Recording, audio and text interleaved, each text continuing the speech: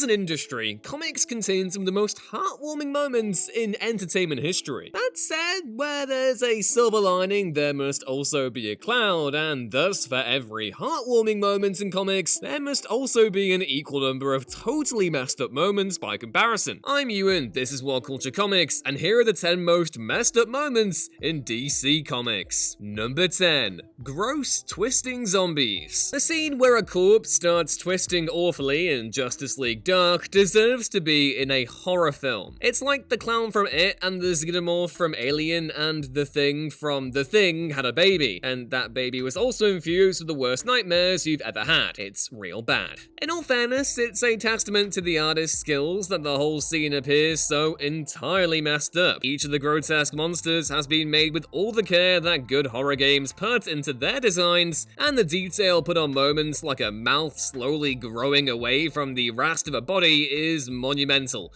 and totally nightmare-inducing. They're all a little bit counteracted by the banter and comedy of the comic for sure, but these monsters aren't something you'd want to come across on a dark night, or even during the day. They're terrible. Number 9. Ghost Superboy. You may have had bad days, but you've likely never had a day where your dead love interest shows up alive, starts bleeding from the eyes and face, and then turns out to be an illusion made specifically to mess you up. This means all your days have, at the absolute least, been better than Wonder Girl's experience in the 2006 Wonder Woman comic, where Dr. Psycho creates an illusion of her dead boyfriend, proving his name awfully accurate. What makes the whole thing all the more messed up is that Superboy had been canonically dead for a long time before that comic. While this would usually clue you in on the fact that said character wasn't actually there, the frequency with which heroes return, especially major ones, makes you initially suspect that it might just be the real deal. Number 8. Damian Wayne's fate in Death of the Family. Sometimes gross out moments are enough to make a comic seriously messed up. Seeing the child Robin trapped amongst a series of dead birds and bugs while the Joker plays around with his own skinless face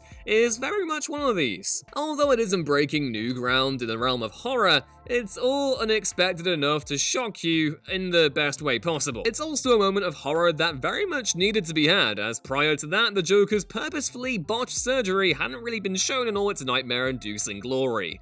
A real high point from Scott Snyder and Greg Capullo's Batman for sure. Number 7. Green Lantern's fridged girlfriend. Given the Green Lantern comics are generally not renowned for being that hardcore, having him discover the dead body of his girlfriend stuffed into a fridge is some seriously dark stuff. Not only that, but the entirety of the murder is also shown in the comic, bit by bit. It's interspersed with the hero heading back home, which is a genius move, as you spend half the comic expecting him to save his loved one, and then you spend the other half in quiet, surprised horror, and probably also sighing. Because killing off a superhero's significant other is something of a cliche now, and the DeWitt murder proved to be the defining moment it entered parody territory, especially with the gruesome little fridge-based twist it provided. Number 6. Cyborg's body problem. Now, let's be honest, having a half-cyborg body sounds, for the most part, pretty sweet. After all, who doesn't want to be the Terminator just a little bit?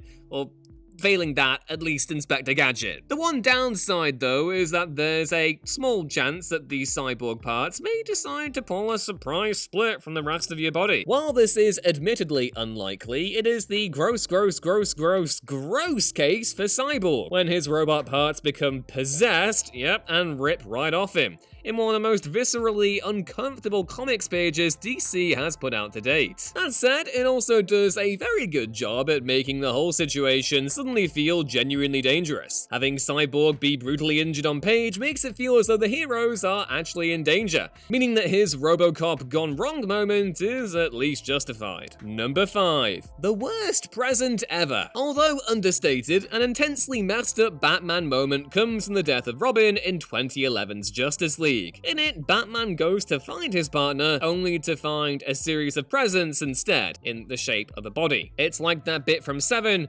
only about 5 times worse. You can put the pieces together yourself of exactly what hides within them, although those pieces may be just as awful in a very literal sense. Given this plot is used to explain why an alternate universe Batman has turned evil, it makes sense, but it's still an incredibly savage reveal, dark universe or not. In essence, this is a useful reminder that sometimes not revealing details is just as capable of creating a messed up moment as the most bloodthirsty gorefest. It may not have the same immediate sense of thrill as a classic bloodbath, but in terms of long-lasting horror, it's definitely on the right track. Number 4. The Killing Joke. The Killing Joke is maybe the single most infamous messed up moment in comics. Everything from the awful assault of Barbara Gordon to the nightmarish funhouse ride her father goes on is drenched in horror of the highest degree. The format for creating this type of messed up comic plot would be repeated again and again and again over time. The most famous of these being the events surrounding Sue Dibney in the equally messed up, though less adored, Identity Crisis storyline. However, none of these quite have the impact of The Killing Joke, as there's something about the untamed wildness of the events that make it so much worse and intense than any similar storyline. It's also a comic that Alan Moore has since disowned, by the way,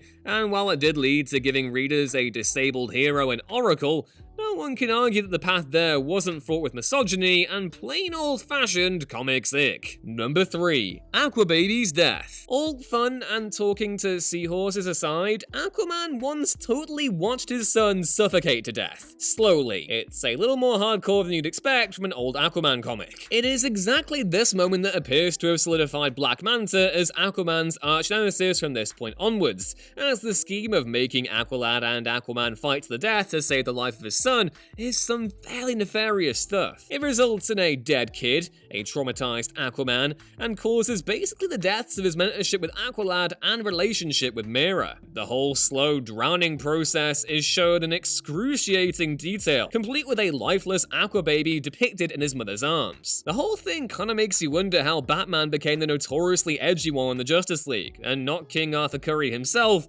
ignoring the whole hook hand phase he had in the 90s, of course. Number 2.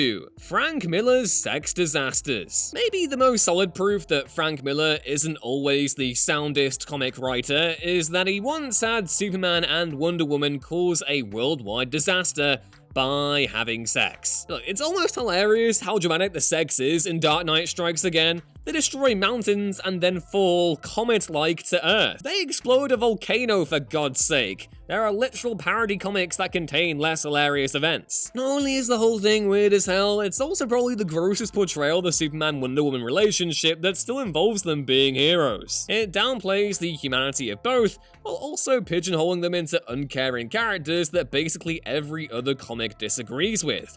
It's not Miller's finest moment, that's for sure, and it's even weirder that the Buffy comics decided to copy it in their own series too. Like, just why? And number 1. Lois Lane's questionable hypnotism? With comics, you sometimes have to accept that older issues may have heroes doing stuff that's now considered pretty awful, as general attitudes towards a whole heap of subjects have changed drastically over time. However, there are certain events and comics that, regardless of when they were written, are just creepy as hell. For example, hypnotizing a child version of your love interest to be in love with you, or making them refer to you as Auntie, is the single most messed up thing imaginable, in the comic world or anywhere else. Yet this is exactly the role Lois Lane has in the Superman's Girlfriend comic, also known as the most indescribably uncomfortable comic that human hands have ever made. The idea that the whole thing is supposed to be a charming spot of comedy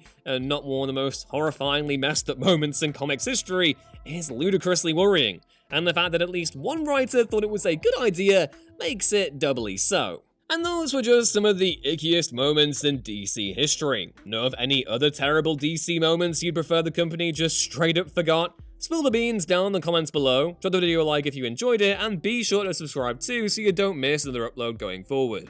As always, I've been Ewan, good luck scrubbing the images you've just seen from your eyes, and I will hopefully see you next time. Bye!